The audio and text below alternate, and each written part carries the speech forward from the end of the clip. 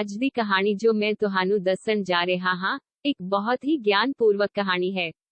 ਇਸ ਕਹਾਣੀ ਨੂੰ ਸੁਣ ਕੇ ਤੁਹਾਡਾ ਜ਼ਿੰਦਗੀ ਅਤੇ ਰਿਸ਼ਤਿਆਂ ਪ੍ਰਤੀ ਨਜ਼ਰੀਆ ਬਦਲ ਜਾਵੇਗਾ। ਜੋ ਇਸ ਕਹਾਣੀ ਨੂੰ ਧਿਆਨ ਨਾਲ ਸੁਣਦਾ ਹੈ, ਉਸ ਦੇ ਘਰ ਕਦੇ ਵੀ ਕੋਈ ਕਸ਼ਟ ਨਹੀਂ ਆਵੇਗਾ। ਉਸ ਦੇ ਘਰ ਵਿੱਚ ਸਦਾ ਸੁਖ ਸ਼ਾਂਤੀ ਬਣੀ ਰਹੇ। ਮਾਂ ਲక్ష్ਮੀ ਹਮੇਸ਼ਾ ਉਹਨਾਂ ਦੇ ਘਰ ਆਵੇਗੀ। ਸੋ ਇਸ ਕਹਾਣੀ ਨੂੰ ਅੰਤ ਤੱਕ ਸੁਣੋ। ਪਿਆਰੇ ਦੋਸਤੋ, ਤੁਸੀਂ ਸੁਣਿਆ ਹੋਵੇਗਾ ਕਿ ਜਿਸ ਘਰ ਵਿੱਚ ਰੋਜ਼ ਝਗੜੇ ਹੁੰਦੇ ਹਨ, ਹਰ ਰੋਜ਼ ਦੁੱਖ ਦਰਦ ਹੁੰਦੇ ਹਨ, ਉਸ ਘਰ ਵਿੱਚ ਬਰਕਤ ਨਹੀਂ ਹੁੰਦੀ। ਉਸ ਘਰ 'ਚ ਮਾਤਾ ਲక్ష్ਮੀ ਦਾ ਕਦੇ ਵੀ ਆਗਮਨ ਨਹੀਂ ਹੁੰਦਾ, ਅਤੇ ਜਿਸ ਦੇ ਘਰ 'ਚ ਸੁਖ ਸ਼ਾਂਤੀ ਹੁੰਦੀ ਹੈ, ਉਸ ਦੇ ਘਰ 'ਚ ਸੁਖ ਸ਼ਾਂਤੀ ਆਉਂਦੀ ਹੈ, ਅਤੇ ਮਾਤਾ ਲక్ష్ਮੀ ਦਾ ਨਿਵਾਸ ਹਮੇਸ਼ਾ ਉਸ ਘਰ 'ਚ ਰਹਿੰਦਾ ਹੈ। ਇਸ ਕਥਾ ਨੂੰ ਸੁਣਨ ਤੋਂ ਬਾਅਦ ਸਾਨੂੰ ਪਤਾ ਲੱਗੇਗਾ ਕਿ ਘਰ ਵਿੱਚ ਲੜਾਈ ਝਗੜਾ ਕਿਉਂ ਨਹੀਂ ਕਰਨਾ ਚਾਹੀਦਾ, ਅਤੇ ਜੇਕਰ ਘਰ ਵਿੱਚ ਲੜਾਈ ਝਗੜੇ ਹੁੰਦੇ ਹਨ, ਤਾਂ ਅਸੀਂ ਝਗੜੇ ਨੂੰ ਕਿਵੇਂ ਰੋਕ ਸਕਦੇ ਹਾਂ। ਕਿਉਂਕਿ ਘਰ 'ਚ ਸੁਖ ਸ਼ਾਂਤੀ ਦਾ ਹੋਣਾ ਬਹੁਤ ਜ਼ਰੂਰੀ ਹੈ। ਕਿਉਂਕਿ ਜਿੱਥੇ ਸੁਖ ਸ਼ਾਂਤੀ ਹੁੰਦੀ ਹੈ, ਉੱਥੇ ਦੇਵੀ ਲక్ష్ਮੀ ਦਾ ਵਾਸ ਹੁੰਦਾ ਹੈ। ਜਿੱਥੇ ਮੁਸੀਬਤਾਂ ਆਉਂਦੀਆਂ ਹਨ, ਲੜਾਈਆਂ ਹੁੰਦੀਆਂ ਹਨ, ਉੱਥੇ ਮਾਂ ਲక్ష్ਮੀ ਦਾ ਵਾਸ ਨਹੀਂ ਹੁੰਦਾ। ਉੱਥੇ ਦੁੱਖ ਅਤੇ ਦੱਬੇ ਕੁਚਲੇ ਦਾ ਦੇਵਤਾ ਵਸਦਾ ਹੈ। ਹੋ ਸਕੇ ਤਾਂ ਇਸ ਕਥਾ ਨੂੰ ਪੂਰਾ ਸੁਣੋ। ਇਹ ਕਹਾਣੀ ਤੁਹਾਨੂੰ ਜ਼ਿੰਦਗੀ ਦੇ ਕਈ ਸਬਕ ਸਿਖਾਏਗੀ। ਇਹ ਇੱਕ ਬਹੁਤ ਹੀ ਜਾਣਕਾਰੀ ਭਰਪੂਰ ਕਹਾਣੀ ਹੈ। ਇੱਕ ਮੋਰ ਅਤੇ ਮੋਰ ਦੀ ਕਹਾਣੀ। ਇਸ ਤੋਂ ਪਹਿਲਾਂ ਕਿ ਤੁਸੀਂ ਸਾਡੀ ਕਹਾਣੀ ਵਿੱਚ ਗੁਆਚ ਜਾਓ, ਸਾਡੇ ਚੈਨਲ ਨੂੰ ਸਬਸਕ੍ਰਾਈਬ ਕਰਨਾ ਅਤੇ ਲਾਈਕ ਕਰਨਾ ਨਾ ਭੁੱਲੋ। ਆਓ ਕਹਾਣੀ ਸ਼ੁਰੂ ਕਰੀਏ। ਇੱਕ ਮੋਰ ਅਤੇ ਇੱਕ ਮੌਨੀ ਇੱਕ ਜੰਗਲ ਵਿੱਚ ਰਹਿੰਦੇ ਸਨ। ਇੱਕ ਦਿਨ ਮੋਰਨੀ ਨੇ ਮੋਰ ਨੂੰ ਕਿਹਾ ਕਿ ਪਤੀ ਜੀ, ਸਾਨੂੰ ਇੱਥੋਂ ਚਲੇ ਜਾਣਾ ਚਾਹੀਦਾ ਹੈ। ਸਾਨੂੰ ਉੱਥੇ ਜਾਣਾ ਚਾਹੀਦਾ ਹੈ ਜਿੱਥੇ ਸਾਡੇ ਸਮਾਜ ਦੇ ਲੋਕ ਰਹਿੰਦੇ ਹਨ, ਜਿੱਥੇ ਬਹੁਤ ਸਾਰੇ ਮੋਰ ਅਤੇ ਮੋਰਨੀ ਰਹਿੰਦੇ ਹਨ। ਮੋਰ ਮੋਰਨੀ ਨੂੰ ਕਹਿੰਦਾ ਹੈ ਕਿ ਮੇਰੀ ਪਿਆਰੀ, ਅਸੀਂ ਉੱਥੇ ਜਾਵਾਂਗੇ ਤਾਂ ਲੜਾਈਆਂ ਹੋਣਗੀਆਂ, ਈਰਖਾ, ਬਹਿਸ ਹੋਵੇਗੀ। ਅਸੀਂ ਦੋਵੇਂ ਜੰਗਲ ਵਿੱਚ ਬਹੁਤ ਸ਼ਾਂਤੀ ਨਾਲ ਰਹਿੰਦੇ ਹਾਂ। ਸਾਨੂੰ ਉੱਥੇ ਜਾਣ ਦੀ ਕੀ ਲੋੜ ਹੈ। ਪਰ ਜਦੋਂ ਮੋਰਨੀ ਜ਼ਿੱਦ ਕਰਨ ਲੱਗਦੀ ਹੈ, ਤਾਂ ਮੋਰ ਵੀ ਮੰਨ ਜਾਂਦਾ ਹੈ। ਮੋਰ ਦੇ ਜ਼ੋਰ ਪਾਉਣ ਤੇ ਉਹ ਦੋਵੇਂ ਉੱਡ ਕੇ ਇੱਕ ਸ਼ਹਿਰ ਵਿੱਚ ਆ ਜਾਂਦੇ ਹਨ। ਉਸ ਸ਼ਹਿਰ ਦਾ ਰਾਜਾ ਜਾਨਵਰਾਂ ਅਤੇ ਪੰਛੀਆਂ ਦੀ ਭਾਸ਼ਾ ਆਸਾਨੀ ਨਾਲ ਸਮਝ ਸਕਦਾ ਸੀ। ਉਸ ਰਾਜੇ ਨੇ ਕਰਵ ਸ਼ਾਸਤਰ ਦਾ ਅਧਿਐਨ ਕੀਤਾ ਸੀ। ਕਰਵ ਸ਼ਾਸਤਰ ਦਾ ਅਰਥ ਜਾਨਵਰਾਂ ਅਤੇ ਪੰਛੀਆਂ ਦੀ ਭਾਸ਼ਾ ਨੂੰ ਸਮਝਣਾ ਹੈ। ਉਹ ਰਾਜਾ ਹਰ ਤਰ੍ਹਾਂ ਦੇ ਜਾਨਵਰਾਂ ਅਤੇ ਪੰਛੀਆਂ ਦੀ ਆਵਾਜ਼ ਨੂੰ ਸਮਝ ਸਕਦਾ ਸੀ। ਉਹ ਹਰ ਜੀਵ ਦੀ ਆਵਾਜ਼ ਨੂੰ ਸਮਝਦਾ ਸੀ ਕਿ ਇਹ ਕੀ ਕਹਿ ਰਿਹਾ ਹੈ। ਉਹ ਵੀ ਉਸੇ ਨਗਰ ਵਿੱਚ ਰਹਿਣ ਆ ਗਏ। ਇੱਕ ਵਾਰ ਰਾਜੇ ਨੇ ਆਪਣੀ ਰਾਣੀ ਨੂੰ ਕਿਹਾ ਕਿ ਮੈਨੂੰ ਬਹੁਤ ਭੁੱਖ ਲੱਗੀ ਹੈ, ਤੁਸੀਂ ਮੈਨੂੰ ਭੋਜਨ ਖਿਲਾਓ। ਰਾਜੇ ਦੀ ਰਾਣੀ ਇੱਕ ਹੱਥ ਵਿੱਚ ਪਾਣੀ ਦਾ ਘੜਾ ਅਤੇ ਦੂਜੇ ਹੱਥ ਵਿੱਚ ਭੋਜਨ ਦੀ ਥਾਲੀ ਲੈ ਕੇ ਰਾਜੇ ਕੋਲ ਪਹੁੰਚਦੀ ਹੈ। ਜਿਵੇਂ ਹੀ ਰਾਣੀ ਭੋਜਨ ਦੀ ਥਾਲੀ ਰਾਜੇ ਦੇ ਸਾਹਮਣੇ ਰੱਖਦੀ ਹੈ, ਚੌਲਾਂ ਦਾ ਇੱਕ ਟੁਕੜਾ ਹੇਠਾਂ ਡਿੱਗ ਜਾਂਦਾ ਹੈ। ਉੱਥੇ ਕੁਝ ਕੀੜੀਆਂ ਘੁੰਮ ਰਹੀਆਂ ਸਨ। ਫਿਰ ਇੱਕ ਕੀੜੀ ਉੱਥੋਂ ਚੌਲਾਂ ਦੇ ਟੁਕੜਿਆਂ ਨੂੰ ਲਿਜਾਣ ਲੱਗਦੀ ਹੈ। ਬਾਦਸ਼ਾਹ ਨੇ ਇਹ ਸਾਰੀ ਘਟਨਾ ਨੂੰ ਦੇਖ ਰਿਹਾ ਸੀ। ਉਸੇ ਵੇਲੇ ਇੱਕ ਵੱਡਾ ਕੀੜਾ ਉਸ ਕੀੜੀ ਦੇ ਨੇੜੇ ਆਉਂਦਾ ਹੈ ਅਤੇ ਉਹ ਕੀੜਾ ਆਪਣੀ ਕੀੜੀ ਨੂੰ ਕਹਿੰਦਾ ਹੈ ਕਿ ਇਹ ਪਿਆਰੀ, ਮੈਨੂੰ ਚੌਲਾਂ ਦਾ ਟੁਕੜਾ ਦੇ ਦਿਓ ਅਤੇ ਤੁਸੀਂ ਵਾਪਸ ਚਲੇ ਜਾਓ। ਉਸ ਰਾਜੇ ਦੀ ਥਾਲੀ ਵਿੱਚੋਂ ਚੌਲਾਂ ਦਾ ਇੱਕ ਹੋਰ ਟੁਕੜਾ ਲਿਆਓ। ਰਾਜਾ ਉਸ ਦੀਆਂ ਗੱਲਾਂ ਨੂੰ ਪੂਰੀ ਤਰ੍ਹਾਂ ਸੁਣ ਰਿਹਾ ਸੀ, ਕਿਉਂਕਿ ਰਾਜਾ ਹਰ ਜਾਨਵਰ ਅਤੇ ਪੰਛੀ ਦੀ ਭਾਸ਼ਾ ਸਮਝ ਸਕਦਾ ਸੀ। ਤਾਂ ਰਾਜਾ ਉੱਥੇ ਬੈਠਾ ਸੁਣ ਰਿਹਾ ਸੀ ਕਿ ਕੀੜਾ ਕੀੜੀ ਨੂੰ ਕੀ ਕਹਿ ਰਿਹਾ ਹੈ।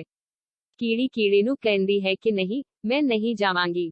ਜੇਕਰ ਰਾਜੇ ਨੂੰ ਇਸ ਬਾਰੇ ਪਤਾ ਲੱਗ ਗਿਆ ਤਾਂ ਰਾਜਾ ਮੈਨੂੰ ਮਾਰ ਦੇਵੇਗਾ। ਫਿਰ ਕੀੜਾ ਕੀੜੀ ਨੂੰ ਕਹਿੰਦਾ ਹੈ ਕਿ ਤੂੰ ਜਾ, ਰਾਜੇ ਨੂੰ ਪਤਾ ਨਹੀਂ ਲੱਗੇਗਾ। ਕੀੜੀ ਦੁਬਾਰਾ ਜਾਣ ਦੀ ਕੋਸ਼ਿਸ਼ ਕਰਦੀ ਹੈ, ਪਰ ਅੱਧੇ ਰਸਤੇ ਪਿੱਛੇ ਮੁੜ ਜਾਂਦੀ ਹੈ ਅਤੇ ਕਹਿੰਦੀ ਹੈ, ਮੈਂ ਨਹੀਂ ਜਾਵਾਂਗਾ। ਸੰਭਵ ਹੈ ਕਿ ਜੇ ਰਾਜੇ ਨੂੰ ਪਤਾ ਲੱਗ ਜਾਵੇ ਤਾਂ ਰਾਜਾ ਮੈਨੂੰ ਮਾਰ ਦੇਵੇ। ਜਦੋਂ ਰਾਜਾ ਦੋਹਾਂ ਵੱਲ ਦੇਖ ਰਿਹਾ ਸੀ ਤਾਂ ਕੀੜਾ ਨੂੰ ਪਤਾ ਲੱਗ ਗਿਆ ਕਿ ਰਾਜਾ ਸਾਡੀ ਗੱਲ ਸਮਝ ਰਿਹਾ ਹੈ। ਕੀੜਾ ਫਿਰ ਕੀੜੀ ਨੂੰ ਕਹਿੰਦਾ ਹੈ ਕਿ ਦੇਖੋ, ਲੱਗਦਾ ਹੈ ਕਿ ਰਾਜਾ ਸਾਡੀ ਗੱਲ ਸਮਝ ਰਿਹਾ ਹੈ।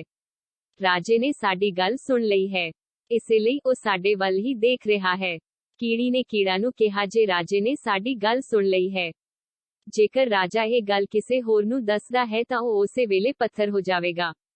ਰਾਜਾ ਕੀੜੇ ਅਤੇ ਕੀੜੀ ਦੀ ਗੱਲ ਬਹੁਤ ਚੰਗੀ ਤਰ੍ਹਾਂ ਸੁਣਦਾ ਹੈ ਅਤੇ ਸਮਝਦਾ ਹੈ ਕਿ ਇਹ ਸੁਣ ਕੇ ਰਾਜਾ ਹੱਸਣ ਲੱਗ ਪੈਂਦਾ ਹੈ। ਜਿਵੇਂ ਹੀ ਰਾਜਾ ਹੱਸ ਪਿਆ, ਦੂਜੇ ਪਾਸੇ ਰਾਜੇ ਦੀ ਰਾਣੀ ਰਸੋਈ ਤੋਂ ਬਾਹਰ ਨਿਕਲਦੀ ਹੈ। ਜਿਵੇਂ ਹੀ ਉਹ ਰਸੋਈ ਤੋਂ ਬਾਹਰ ਆਉਂਦੀ ਹੈ ਤਾਂ ਰਾਜਾ ਨੂੰ ਹੱਸਦਾ ਦੇਖਦੀ ਹੈ। ਰਾਜੇ ਨੂੰ ਹੱਸਦਾ ਦੇਖ ਕੇ ਰਾਣੀ ਸੋਚਣ ਲੱਗਦੀ ਹੈ ਕਿ ਸ਼ਾਇਦ ਉਸ ਤੋਂ ਕੋਈ ਗਲਤੀ ਹੋ ਗਈ ਹੈ, ਇਸੇ ਲਈ ਰਾਜਾ ਸਾਹਿਬ ਹੱਸ ਰਹੇ ਹਨ। ਰਾਣੀ ਰਾਜੇ ਕੋਲ ਆਉਂਦੀ ਹੈ ਅਤੇ ਕਹਿੰਦੀ ਹੈ, ਹੇ ਰਾਜਾ, ਕੀ ਮੈਂ ਕੋਈ ਪਾਪ ਕੀਤਾ ਹੈ? ਕੀ ਮੈਂ ਕੋਈ ਗਲਤੀ ਕੀਤੀ ਹੈ ਕਿ ਤੁਸੀਂ ਇੰਨੀ ਉੱਚੀ ਹੱਸ ਰਹੇ ਹੋ। ਰਾਜਾ ਰਾਣੀ ਨੂੰ ਕਹਿੰਦਾ ਹੈ, ਨਹੀਂ, ਅਜਿਹਾ ਕੁਝ ਨਹੀਂ ਹੈ, ਮੈਂ ਬਸ ਹੱਸ ਪਿਆ। ਰਾਣੀ ਜ਼ਿੱਦ ਕਰਨ ਲੱਗਦੀ ਹੈ ਅਤੇ ਕਹਿੰਦੀ ਹੈ ਕਿ ਤੁਸੀਂ ਮੈਨੂੰ ਦੱਸੋ ਕਿ ਤੁਸੀਂ ਕਿਉਂ ਹੱਸ ਰਹੇ ਸੀ। ਰਾਜਾ ਵਾਰ-ਵਾਰ ਇਨਕਾਰ ਕਰਦਾ ਹੈ, ਕਿਉਂਕਿ ਰਾਜੇ ਨੂੰ ਪਤਾ ਸੀ, ਕਿਉਂਕਿ ਕੀੜੀ ਨੇ ਕਿਹਾ ਹੈ ਕਿ ਜੇ ਮੈਂ ਕੀੜੀ ਦੀ ਗੱਲ ਕਿਸੇ ਨੂੰ ਦੱਸਾਂ ਤਾਂ ਮੈਂ ਪੱਥਰ ਹੋ ਜਾਵਾਂਗਾ। ਇਸ ਲਈ ਰਾਜਾ ਰਾਣੀ ਨੂੰ ਇਹ ਗੱਲ ਨਹੀਂ ਦੱਸਣਾ ਚਾਹੁੰਦਾ ਸੀ, ਪਰ ਰਾਣੀ ਵਾਰ-ਵਾਰ ਜ਼ੋਰ ਦੇ ਕੇ ਕਹਿੰਦੀ ਹੈ ਕਿ ਤੂੰ ਮੈਨੂੰ ਦੱਸਣਾ ਹੈ ਕਿ ਤੂੰ ਕਿਉਂ ਹੱਸ ਰਹੇ ਸੀ, ਰੋਟੀ ਸਵਾਦ ਨਹੀਂ ਲੱਗੀ ਜਾਂ ਕੁਝ ਹੋਰ ਗੱਲ ਹੈ। ਜੇ ਸੱਚੇ ਦਿਲੋਂ ਪਿਆਰ ਕਰਦੇ ਹੋ, ਮੈਨੂੰ ਆਪਣੀ ਰਾਣੀ ਸਮਝਦੇ ਹੋ, ਤਾਂ ਮੈਨੂੰ ਦੱਸਣਾ ਪਏਗਾ ਕਿ ਤੁਸੀਂ ਕਿਉਂ ਹੱਸ ਰਹੇ ਸੀ। ਹੁਣ ਰਾਜਾ ਬਹੁਤ ਧਰਮ ਸੰਕਟ ਵਿੱਚ ਸੀ। ਰਾਜਾ ਸੋਚਦਾ ਹੈ, ਜੇ ਮੈਂ ਰਾਣੀ ਨੂੰ ਇਹ ਦੱਸਾਂ ਤਾਂ ਮੈਂ ਪੱਥਰ ਹੋ ਜਾਵਾਂਗਾ, ਅਤੇ ਸੋਚਦਾ ਹੈ ਜੇ ਮੈਂ ਨਾ ਦੱਸਿਆ ਤਾਂ ਰਾਣੀ ਦਾ ਭਰੋਸਾ ਖਤਮ ਹੋ ਜਾਵੇਗਾ। ਰਾਣੀ ਬਹੁਤ ਜ਼ਿੱਦ ਕਰਨ ਲੱਗਦੀ ਹੈ। ਕਿਹਾ ਜਾਂਦਾ ਹੈ ਕਿ ਬੱਚੇ ਦੀ ਜ਼ਿੱਦ ਅਤੇ ਇਸਤਰੀ ਦੀ ਜਿੱਦ, ਇਹ ਦੋਨੋਂ ਚੀਜ਼ਾਂ ਬਹੁਤ ਵੱਡੀਆਂ ਹਨ। ਰਾਜੇ ਨੂੰ ਰਾਣੀ ਦੇ ਹੱਥ ਦੇ ਸਾਹਮਣੇ ਝੁਕਣਾ ਪੈਂਦਾ ਹੈ, ਅਤੇ ਰਾਜਾ ਰਾਣੀ ਨੂੰ ਕਹਿੰਦਾ ਹੈ ਕਿ ਇਹ ਠੀਕ ਹੈ, ਅਤੇ ਜੇ ਮੈਂ ਤੁਹਾਨੂੰ ਇਹ ਦੱਸ ਦਿੱਤਾ ਤਾਂ ਤੁਹਾਨੂੰ ਬਾਅਦ ਵਿੱਚ ਪਛਤਾਉਣਾ ਪਏਗਾ। ਰਾਣੀ ਕਹਿੰਦੀ ਹੈ ਕਿ ਹੁਣ ਤੁਸੀਂ ਕਹਿ ਰਹੇ ਸੀ ਕਿ ਕੋਈ ਸਮੱਸਿਆ ਨਹੀਂ ਹੈ, ਹੁਣ ਤੁਸੀਂ ਕਹਿ ਰਹੇ ਹੋ ਕਿ ਮੈਨੂੰ ਪਛਤਾਉਣਾ ਪਏਗਾ। ਰਾਣੀ ਕਹਿੰਦੀ ਹੈ ਕਿ ਕੋਈ ਨਾ ਕੋਈ ਵੱਡੀ ਗੱਲ ਹੋਣੀ। ਜਿਵੇਂ ਹੀ ਉਹ ਸੰਘਣੇ ਜੰਗਲ ਵਿੱਚ ਪਹੁੰਚਦੇ ਹਨ ਤਾਂ ਰਾਜਾ ਰਾਣੀ ਨੂੰ ਸਾਰੀ ਗੱਲ ਦੱਸਣਾ ਸ਼ੁਰੂ ਕਰ ਦਿੰਦਾ ਹੈ। ਜਿਵੇਂ ਹੀ ਰਾਜਾ ਰਾਣੀ ਨੂੰ ਹੌਲੀ ਦੱਸਦਾ ਗਿਆ, ਉਹ ਹੌਲੀ ਪੱਥਰ ਹੋ ਗਿਆ। ਜਿਵੇਂ ਹੀ ਰਾਜੇ ਨੇ ਰਾਣੀ ਨੂੰ ਬਾਕੀ ਗੱਲਾਂ ਦੱਸੀਆਂ ਤਾਂ ਉਹ ਅੱਧਾ ਪੱਥਰ ਹੋ ਗਿਆ। ਰਾਜਾ ਰਾਣੀ ਨੂੰ ਆਖਦਾ ਹੈ, ਰਾਣੀ, ਮੈਂ ਹੌਲੀ ਪੱਥਰ ਬਣਦਾ ਜਾ ਰਿਹਾ ਹਾਂ, ਤੁਹਾਨੂੰ ਬਾਅਦ ਵਿੱਚ ਬਹੁਤ ਪਛਤਾਵਾ ਵੀ ਹੋਵੇਗਾ। ਰਾਣੀ ਨਹੀਂ ਮੰਨੀ। ਰਾਜਾ ਸਾਰੀ ਗੱਲ ਦੱਸਦਾ ਹੈ ਅਤੇ ਰਾਜਾ ਪੂਰੀ ਤਰ੍ਹਾਂ ਪੱਥਰ ਹੋ ਜਾਂਦਾ ਹੈ। ਰਾਣੀ ਦੀ ਇਸ ਜ਼ਿੱਦ ਕਾਰਨ ਰਾਜਾ ਪੂਰੀ ਤਰ੍ਹਾਂ ਪੱਥਰ ਹੋ ਜਾਂਦਾ ਹੈ। ਰਾਣੀ ਰੋਣ ਲੱਗ ਜਾਂਦੀ ਹੈ। ਰਾਣੀ ਉਸ ਪੱਥਰ ਨੂੰ ਹਿਲਾਉਣ ਦੀ ਕੋਸ਼ਿਸ਼ ਕਰਦੀ ਹੈ, ਪਰ ਉਹ ਇੰਨੇ ਭਾਰੀ ਪੱਥਰ ਨੂੰ ਕਿਵੇਂ ਹਿਲਾ ਸਕਦੀ ਸੀ, ਕਿਉਂਕਿ ਰਾਜਾ ਬਹੁਤ ਭਰਾ ਸੀ। ਰਾਣੀ ਰੋਂਦੀ ਹੈ, ਛਾਤੀ ਪਿੱਟਦੀ ਹੈ, ਵਿਲਾਪ ਕਰਦੀ ਹੈ। ਮੋਰ ਮੋਰਨੀ ਇਹ ਸਭ ਖੜੇ ਦੇਖ ਰਹੇ ਸਨ। ਰਾਣੀ ਦੀ ਹਾਲਤ ਦੇਖ ਕੇ ਮੋਰ ਮੋਰਨੀ ਨੂੰ ਤਰਸ ਆਉਂਦਾ ਹੈ। ਮੋਰ ਮੋਰਨੀ ਨੂੰ ਆਖਦਾ ਹੈ ਕਿ ਪਿਆਰੇ, ਇਹ ਹੁੰਦਾ ਹੈ ਤ੍ਰਿਆਹਟ, ਤੇਰੇ ਤ੍ਰਿਆਹਟ ਕਾਰਨ ਅਸੀਂ ਜੰਗਲ ਵਿੱਚ ਇੰਨੇ ਸੁੱਖ ਨਾਲ ਰਹੇ ਸੀ, ਜਿੱਥੋਂ ਅਸੀਂ ਇੱਥੇ ਆਏ ਹਾਂ। ਮੋਰਨੀ ਨੇ ਮੋਰ ਨੂੰ ਕਿਹਾ ਕਿ ਦੇਖੋ ਜੀ, ਰਾਣੀ ਬਹੁਤ ਉਦਾਸ ਹੈ, ਸਾਨੂੰ ਇਸ ਦੀ ਮਦਦ ਕਰਨੀ ਚਾਹੀਦੀ ਹੈ।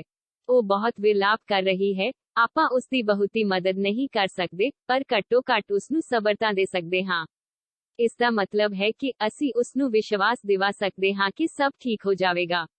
ਇਹ ਸੋਚ ਕੇ ਮੋਰ ਅਤੇ ਮੋਰਨੀ ਉਸ ਰਾਣੀ ਕੋਲ ਜਾਂਦੇ ਹਨ ਅਤੇ ਜਾ ਕੇ ਰਾਣੀ ਨੂੰ ਕਹਿੰਦੇ ਹਨ ਕਿ ਰਾਜਾ ਨਾਲ ਜੋ ਹੋਇਆ ਉਹ ਗਲਤ ਸੀ, ਪਰ ਤੁਸੀਂ ਹੁਣ ਥੋੜਾ ਸਬਰ ਰੱਖੋ, ਆਪਣਾ ਖਿਆਲ ਰੱਖੋ, ਤੁਹਾਡੇ ਪਿੱਛੇ ਇੱਕ ਪੂਰਾ ਰਾਜ਼ ਹੈ। ਰਾਜਾ ਪੱਥਰ ਦਾ ਹੋ ਗਿਆ ਹੈ। ਹੁਣ ਤੁਹਾਨੂੰ ਸਾਰੇ ਨਗਰ ਦਾ ਕਾਰੋਬਾਰ ਸੰਭਲਣਾ ਪਵੇਗਾ। ਰਾਣੀ ਮੋਰ ਦੀ ਗੱਲ ਸੁਣ ਕੇ ਕਹਿੰਦੀ ਹੈ, ਭਰਾ ਮੋਰ, ਮੈਂ ਆਪਣੇ ਆਪ ਨੂੰ ਕਿਵੇਂ ਸੰਭਾਲਾਂ, ਕਿਉਂਕਿ ਹੁਣ ਮੇਰੀ ਦੁਨੀਆ ਤਬਾਹ ਹੋ ਗਈ ਹੈ, ਕਿਉਂਕਿ ਮੇਰਾ ਪਤੀ ਰੱਬ ਪੱਥਰ ਦਾ ਹੋ ਗਿਆ ਹੈ। ਮੋਰਨੀ ਨੇ ਬਿਨਾਂ ਸਬਰ ਕੀਤੇ ਪੁੱਛਿਆ, ਕੱਕਾ ਰਾਜਾ ਪੱਥਰ ਦਾ ਕਿਵੇਂ ਬਣ ਗਿਆ? ਤੱਤਾ ਰਾਣੀ ਸਾਰੀ ਗੱਲ ਦੱਸਣ ਲੱਗਦੀ ਹੈ ਅਤੇ ਗੱਲ ਦੱਸ ਕੇ ਰਾਣੀ ਵੀ ਪੱਥਰ ਦੀ ਹੋ ਜਾਂਦੀ ਹੈ। ਦੋਨਾਂ ਰਾਜਾ ਰਾਣੀ ਨੂੰ ਪੱਥਰ ਦਾ ਦੇਖ ਕੇ ਮੋਰ ਮੋਰਨੀ ਬਹੁਤ ਚਿੰਤਾ ਵਿੱਚ ਆ ਜਾਂਦੇ ਹਨ। ਮੋਰਨੀ ਕਹਿੰਦੀ ਹੈ ਕਿ ਆਪਾਂ ਕਿਤੇ ਹੋਰ ਚੱਲਦੇ ਹਾਂ। ਮੋਰ ਕਹਿੰਦਾ ਕਿ ਬੇਵਕੂਫ, ਤੁਹਾਡੇ ਔਰਤਾਂ ਦੇ ਕੋਈ ਵੀ ਗੱਲ ਨਹੀਂ ਪਚਦੀ। ਇਹ ਸੰਕਟ ਸਾਨੂੰ ਧਰਤੀ ਦੇ ਕਿਸੇ ਵੀ ਕੋਨੇ ਵਿੱਚ ਨਹੀਂ ਛੱਡੇਗਾ। ਇਹ ਖਤਰਾ ਹਮੇਸ਼ਾ ਸਾਡੇ ਉੱਤੇ ਮੰਡਰਾਦਾ ਰਹੇਗਾ, ਅਤੇ ਜਾਣੇ ਅਣਜਾਣੇ ਵਿੱਚ ਭਾਵੇਂ ਇਹ ਸਾਡੇ ਮੂੰਹੋਂ ਨਿਕਲ ਗਿਆ ਤਾਂ ਅਸੀਂ ਪੱਥਰ ਬਣ ਜਾਵਾਂਗੇ। ਮੋਰ ਅਤੇ ਮੋਰਨੀ ਇਸ ਮਾਮਲੇ ਨੂੰ ਲੈ ਕੇ ਬਹੁਤ ਦੁਖੀ ਹੋ ਗਏ, ਬਹੁਤ ਚਿੰਤਤ ਹੋ ਗਏ। ਮੋਰਨੀ ਨਾ ਖਾਣਾ ਖਾਂਦੀ, ਨਾ ਉਹ ਸ਼ਾਂਤੀ ਨਾਲ ਸੌਂਦੀ। ਸਿਰਫ ਇਹੀ ਪੀੜ ਉਸਨੂੰ ਦਿਨ ਰਾਤ ਸਤਾਉਂਦੀ ਸੀ। ਇਹ ਤਣਾਅ ਬਣਿਆ ਰਹਿੰਦਾ ਸੀ ਕਿ ਜੇਕਰ ਗਲਤੀ ਨਾਲ ਵੀ ਇਹ ਗੱਲ ਸਾਡੇ ਮੂੰਹੋਂ ਗੱਲ ਨਿਕਲ ਗਈ ਤਾਂ ਅਸੀਂ ਦੋਵੇਂ ਪਤੀ ਪਤਨੀ ਪੱਥਰ ਬਣ ਜਾਵਾਂਗੇ। ਇਹ ਸੋਚ ਕੇ ਮੋਰ ਨੇ ਸੋਚਿਆ ਕਿ ਜੇਕਰ ਮੈਂ ਸਾਰੇ ਕੀੜੇ ਕੀੜੀਆਂ ਨੂੰ ਨਸ਼ਟ ਕਰ ਦੇਵਾਂ ਤਾਂ ਇਹ ਸਭ ਖਤਮ ਹੋ ਸਕਦਾ ਹੈ, ਕਿਉਂਕਿ ਸਾਰਾ ਪੰਗਾ ਕੀੜੇ ਕੀੜੀਆਂ ਦਾ ਹੈ। ਮੋਰ ਮੋਰਨੀ ਨੂੰ ਕਹਿੰਦਾ ਹੈ ਕਿ ਪਿਆਰੀ, ਜੇ ਆਪਾਂ ਦੁਨੀਆ ਦੇ ਸਾਰੇ ਕੀੜੇ ਕੀੜੀਆਂ ਦਾ ਨਾਸ਼ ਕਰ ਦਈਏ ਤਾਂ ਇਹ ਸੰਕਟ ਵੀ ਖਤਮ ਹੋ ਜਾਵੇਗਾ। ਉਹ ਦੋਨੋਂ ਸਾਰੇ ਕੀੜੇ ਕੀੜੀਆਂ ਨੂੰ ਮਾਰ ਕੇ ਖਾਣਾ ਸ਼ੁਰੂ ਕਰ ਦਿੰਦੇ ਹਨ। ਮੋਰ ਅਤੇ ਮੋਰਨੀ ਦੇ ਡਰ ਨਾਲ ਸਾਰੀਆਂ ਕੀੜੀਆਂ ਡਰ ਕੇ ਆਪਣੀ ਜ਼ਮੀਨ ਵਿੱਚ ਲੁਕ ਗਈਆਂ। ਮੋਰ ਮੋਰਨੀ ਇੰਨੀ ਚੌਕਸੀ ਰੱਖਦੇ ਸਨ ਕਿ ਜਿੱਥੇ ਵੀ ਉਹਨਾਂ ਨੂੰ ਕੀੜੀ ਦਿਖਾਈ ਦਿੰਦੀ, ਉਹ ਤੁਰੰਤ ਉਸ ਨੂੰ ਫੜ ਲੈਂਦੇ ਸਨ। ਮੋਰ ਮੋਰਨੀ ਦੇ ਇਸ ਦਹਿਸ਼ਤ ਕਾਰਨ ਕੋਈ ਕੀੜੀ ਬਾਹਰ ਨਹੀਂ ਨਿਕਲਦੀ ਸੀ। ਸਾਰੀਆਂ ਕੀੜੀਆਂ ਜ਼ਮੀਨ ਦੇ ਅੰਦਰ ਆਪਣੇ ਟੋਏ ਬਣਾ ਕੇ ਜ਼ਮੀਨ ਦੇ ਅੰਦਰ ਬੈਠਣ ਲੱਗ ਪਈਆਂ। ਕਾਫੀ ਦੇਰ ਬਾਅਦ ਕੀੜੀਆਂ ਨੂੰ ਭੁੱਖ ਲੱਗਣ ਲੱਗੀ, ਕਿਉਂਕਿ ਭੋਜਨ ਬਾਹਰ ਸੀ। ਜਿਵੇਂ ਹੀ ਕੋਈ ਭੋਜਨ ਲੈਣ ਲਈ ਬਾਹਰ ਆਉਂਦਾ ਹੈ ਤਾਂ ਮੋਰ ਉਸ ਨੂੰ ਫੜ ਕੇ ਮਾਰ ਦਿੰਦਾ। ਇੱਕ ਕੀੜੀ ਅਤੇ ਇੱਕ ਕੀੜਾ ਬਿੱਲ ਦੇ ਅੰਦਰ ਭੋਜਨ ਲਈ ਤੜਫਦੇ ਹੋਏ ਸ਼੍ਰੀ ਹਰੀ ਵਿਸ਼ਨੂੰ ਭਗਵਾਨ ਦਾ ਜਾਪ ਕਰਨ ਲੱਗੇ। ਭਗਤੀ ਕਰਦੇ ਹੋਏ ਉਸ ਨੂੰ ਇਹ ਵੀ ਨਹੀਂ ਪਤਾ ਸੀ ਕਿ ਉਹ ਕਿੱਥੇ ਹਨ। ਉਹ ਅਤਿਅੰਤ ਤਪੱਸਿਆ ਵਿੱਚ ਲੀਨ ਹੋ ਗਏ। ਅੰਤ ਵਿੱਚ ਪ੍ਰਭੂ ਪ੍ਰਗਟ ਹੁੰਦੇ ਹਨ ਅਤੇ ਭਗਵਾਨ ਵਿਸ਼ਨੂੰ ਕਹਿੰਦੇ ਹਨ ਕਿ ਅਸੀਂ ਤੁਹਾਡੀ ਭਗਤੀ ਤੋਂ ਪ੍ਰਸੰਨ ਹੋਏ ਹਾਂ, ਕਿਉਂਕਿ ਕੀੜਾ ਅਤੇ ਕੀੜੀ ਨੇ ਨਿਰਾਹਾਰ ਭਗਤੀ ਕੀਤੀ ਸੀ। ਨਾ ਕੋਈ ਪਾਣੀ ਲਿਆ ਤੇ ਨਾ ਹੀ ਕੋਈ ਰੋਟੀ। ਇਸ ਕਰਕੇ ਭਗਵਾਨ ਵਿਸ਼ਨੂੰ ਬਹੁਤ ਜਲਦੀ ਪ੍ਰਸੰਨ ਹੋ ਗਏ ਅਤੇ ਆ ਕੇ ਕਿਹਾ ਕਿ ਜੋ ਮੰਗਣਾ ਹੈ ਮੰਗ ਲਵੋ। ਦੂਜੇ ਪਾਸੇ ਕੀੜਾ ਤੇ ਕੀੜੀ ਕਈ ਦਿਨ ਭੁੱਖੇ ਪਿਆਸੇ ਸਨ। ਦੋਹਾਂ ਨੂੰ ਇੱਕੋ ਗੱਲ ਕਹੀ ਕਿ हे ਪ੍ਰਭੂ, ਜੇ ਤੁਸੀਂ ਸਾਨੂੰ ਵਰਦਾਨ ਦੇਣਾ ਚਾਹੁੰਦੇ ਹੋ ਤਾਂ ਸਾਡੇ ਪੇਟ ਵਿੱਚ ਗੰਦ ਬੰਨੋ। ਉਹਨਾਂ ਨੇ ਸੋਚਿਆ ਜੇਕਰ ਸਾਡਾ ਪੇਟ ਨਹੀਂ ਹੈ ਤਾਂ ਅਸੀਂ ਬਾਹਰ ਕਿਉਂ ਜਾਵਾਂਗੇ ਅਤੇ ਮੋਰ ਸਾਨੂੰ ਨਹੀਂ ਖਾਣਗੇ। ਭਗਵਾਨ ਵਿਸ਼ਨੂੰ ਤਥਾ ਆਤਸੂ ਕਹਿੰਦੇ ਹਨ ਅਤੇ ਕਹਿੰਦੇ ਸਾਰ ਹੀ ਕੀੜੀਆਂ ਦੇ ਪੇਟ ਵਿੱਚ ਗੰਧ ਹੋ ਜਾਂਦੀ ਹੈ। ਅੱਜ ਵੀ ਉਹਨਾਂ ਕੀੜੀਆਂ ਦੇ ਢਿੱਡ ਵਿੱਚ ਇੱਕ ਗਾਠ ਹੈ। ਕੀੜੀਆਂ ਦਾ ਪੇਟ ਨਹੀਂ ਹੁੰਦਾ। ਭਗਵਾਨ ਵਿਸ਼ਨੂੰ ਕੀੜੀਆਂ ਨੂੰ ਲੈ ਕੇ ਮੋਰ ਦੇ ਅੱਗੇ ਜਾਂਦੇ ਹਨ। ਭਗਵਾਨ ਵਿਸ਼ਨੂੰ ਨੇ ਮੋਰ ਨੂੰ ਕਿਹਾ ਕਿ हे ਮੋਰ, ਤੂੰ ਕੀੜੀਆਂ ਦਾ ਸ਼ਿਕਾਰ ਕਰਨਾ ਬੰਦ ਕਰ। ਇਸ ਵਿੱਚ ਕੀੜੀਆਂ ਦਾ ਕੋਈ ਕਸੂਰ ਨਹੀਂ ਹੈ। ਜੋ ਦੋਸ਼ੀ ਸੀ ਉਹ ਰਾਜਾ ਸੀ, ਕਿਉਂਕਿ ਰਾਜੇ ਨੇ ਕਰਵ ਦੇ ਵਿਗਿਆਨ ਦਾ ਅਧਿਐਨ ਕੀਤਾ ਸੀ। ਇਸ ਲਈ ਉਹ ਸਾਰੇ ਜੀਵਾਂ ਦੀ ਭਾਸ਼ਾ ਨੂੰ ਸਮਝਣ ਦੇ ਯੋਗ ਸੀ। ਇਸ ਦੇ ਨਾਲ ਉਹ ਜਿਹੜੀਆਂ ਭਾਸ਼ਾਵਾਂ ਨੂੰ ਸਮਝਦਾ ਸੀ, ਉਹਨਾਂ ਦਾ ਰੂਪ ਵੀ ਬਦਲਦਾ ਸੀ। ਉਹ ਉਹਨਾਂ ਪਸ਼ੂ ਪੰਛੀਆਂ ਦਾ ਰੂਪ ਵੀ ਧਾਰਦਾ ਸੀ ਅਤੇ ਉਹਨਾਂ ਪਸ਼ੂ ਪੰਛੀਆਂ ਨਾਲ ਸੰਭੋਗ ਕਰਦਾ ਸੀ, ਅਤੇ ਜਦੋਂ ਉਹ ਪਸ਼ੂ ਪੰਛੀ ਗਰਭ ਧਾਰਨ ਕਰਦੇ ਸਨ ਤਾਂ ਉਹ ਉਹਨਾਂ ਨੂੰ ਛੱਡ ਜਾਂਦਾ ਸੀ ਤੇ ਮੁੜ ਤੋਂ ਰਾਜਾ ਬਣ ਜਾਂਦਾ ਸੀ। ਆਪਣੀ ਮੂਰਖਤਾ ਅਤੇ ਮਾੜੇ ਕਰਮਾਂ ਕਾਰਨ ਅੱਜ ਇਹ ਰਾਜਾ ਪੱਥਰ ਦਾ ਬਣਿਆ ਹੋਇਆ ਹੈ।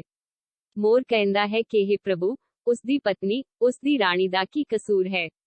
ਸ੍ਰੀ ਹਰੀ ਵਿਸ਼ਨੂੰ ਦਾ ਕਹਿਣਾ ਹੈ ਕਿ ਉਸ ਦੀ ਪਤਨੀ ਵੀ ਉਸ ਦੇ ਪਾਪ ਦਾ ਹਿੱਸਾ ਹੈ, ਕਿਉਂਕਿ ਜੇਕਰ ਉਸ ਦੀ ਪਤਨੀ ਉਸ ਨੂੰ ਰੋਕਦੀ ਤਾਂ ਉਹ ਇੰਨਾ ਵੱਡਾ ਪਾਪ ਨਾ ਕਰਦਾ। ਇਸੇ ਲਈ ਉਸ ਦੀ ਰਾਣੀ ਵੀ ਇਸ ਪਾਪ ਦਾ ਹਿੱਸਾ ਹੈ।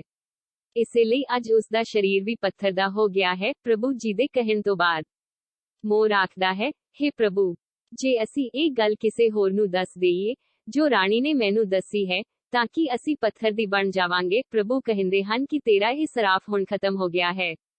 ਕਿਸੇ ਨੂੰ ਦੱਸਣ ਨਾਲ ਕੋਈ ਫਰਕ ਨਹੀਂ ਪੈਂਦਾ। ਤੁਸੀਂ ਕਿਸੇ ਨੂੰ ਵੀ ਦੱਸ ਸਕਦੇ ਹੋ।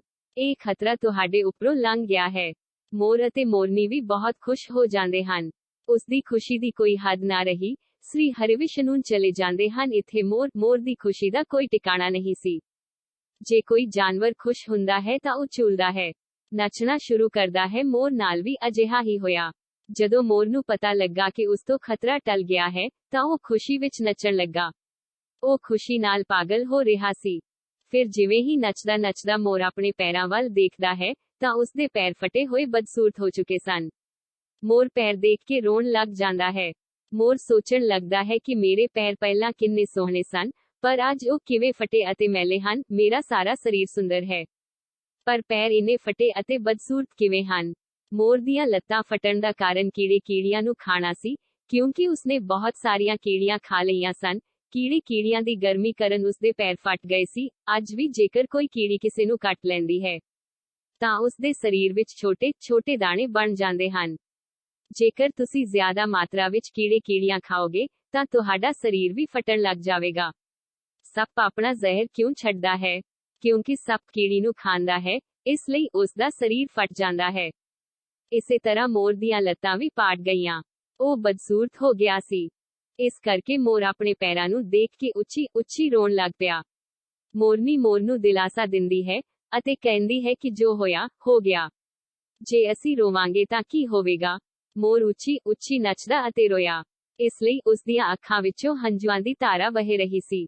ਮੋਰਨੀ ਸਬਰ ਰੱਖਦੀ ਹੈ ਅਤੇ ਆਪਣੇ ਹੰਝੂਆਂ ਨੂੰ ਡਿੱਗਣ ਤੋਂ ਰੋਕਦੀ ਹੈ, ਪਰ ਮੋਰ ਇਸ ਨੂੰ ਰੋਕ ਨਹੀਂ ਸਕਦਾ। ਮੋਰਨੀ ਦੇ ਹੱਥ ਨਹੀਂ ਹੁੰਦੇ, ਪਰ ਉਹ ਮੋਰ ਦੇ ਹਰ ਹੰਝੂ ਨੂੰ ਆਪਣੀ ਚੁੰਝ ਨਾਲ ਚੁੱਕ ਕੇ ਆਪਣੇ ਮੂੰਹ ਵਿੱਚ ਰੱਖਣ ਦੀ ਕੋਸ਼ਿਸ਼ ਕਰਦੀ ਹੈ। ਪਰ ਹੰਝੂ ਜ਼ਿਆਦਾ ਹੋਣ ਨਾਲ ਮੋਰਨੀ ਦੇ ਢਿੱਡ ਵਿੱਚ ਚਲੇ ਜਾਂਦੇ। ਇਸ ਤਰ੍ਹਾਂ ਹਰ ਵਾਰ ਮੋਰ ਉੱਚੀ ਨੱਚਦਾ, ਰੋਂਦਾ, ਮੋਰਨੀ ਉਸਦੇ ਅਸ਼ਕ ਪੀ ਜਾਂਦੀ। ਮੋਰ ਦੇ ਹੰਝੂ ਦੇਖ ਕੇ ਅਤੇ ਮੋਰਨੀ ਦਾ ਪਿਆਰ ਦੇਖ ਕੇ ਪ੍ਰਭੂ ਸ੍ਰੀ ਹਰਿ ਮੁੜ ਪ੍ਰਗਟ ਹੋਏ। ਮੋਰ ਮੋਰਨੀ ਨੂੰ ਆਸ਼ੀਰਵਾਦ ਦਿੱਤਾ ਅਤੇ ਕਿਹਾ ਕਿ ਤੁਹਾਡਾ ਪਿਆਰ ਹਮੇਸ਼ਾ ਐਵੇਂ ਹੀ ਬਣਿਆ ਰਹੇ। ਇਸ ਨੂੰ ਸ਼ਰਾਪ ਸਮਝੋ ਜਾਂ ਵਰਦਾਨ। ਮੋਰ ਮੋਰਨੀ ਕਦੇ ਸੰਭੋਗ ਨਹੀਂ ਕਰ ਸਕਦੇ। ਮੋਰ ਦੇ ਹੰਝੂਆਂ ਕਾਰਨ ਹਾਏ ਮੋਰਨੀ ਗਰਭਵਤੀ ਹੋ ਜਾਂਦੀ ਹੈ। ਭਗਵਾਨ ਸ਼੍ਰੀ ਹਰੀ ਫਿਰ ਮੋਰ ਨੂੰ ਕਹਿੰਦੇ ਹਨ ਕਿ ਇੱਕ ਸਮਾਂ ਅਜਿਹਾ ਵੀ ਆਵੇਗਾ ਜਦੋਂ ਮੈਂ ਤੁਹਾਡੇ ਖੰਭ ਨੂੰ ਤਾਜ ਦੇ ਰੂਪ ਵਿੱਚ ਪਹਿਨਾਂਗਾ। ਇਸੇ ਲਈ ਕਿਹਾ ਜਾਂਦਾ ਹੈ ਕਿ ਜਦੋਂ ਸ਼੍ਰੀ ਹਰੀ ਕ੍ਰਿਸ਼ਨ ਦੇ ਰੂਪ ਵਿੱਚ ਧਰਤੀ ਤੇ ਆਉਂਦੇ ਹਨ ਤਾਂ ਉਹ ਆਪਣੇ ਤਾਜ ਵਿੱਚ ਮੋਰ ਦੇ ਖੰਭ ਪਹਿਨਦੇ ਹਨ। ਪਿਆਰੇ ਦੋਸਤੋ, ਕਿਸ ਤਰ੍ਹਾਂ ਇੱਕ ਛੋਟੇ ਜਿਹੇ ਹੱਠ ਨੇ ਅਤੇ ਜ਼ਿੱਦ ਨੇ ਕਿੰਨੀਆਂ ਜ਼ਿੰਦਗੀਆਂ ਨੂੰ ਪ੍ਰਭਾਵਿਤ ਕੀਤਾ। ਅਸੀਂ ਉਮੀਦ ਕਰਦੇ ਹਾਂ ਕਿ ਤੁਸੀਂ ਇਸ ਕਹਾਣੀ ਤੋਂ ਕੁਝ ਸਿੱਖੋਗੇ।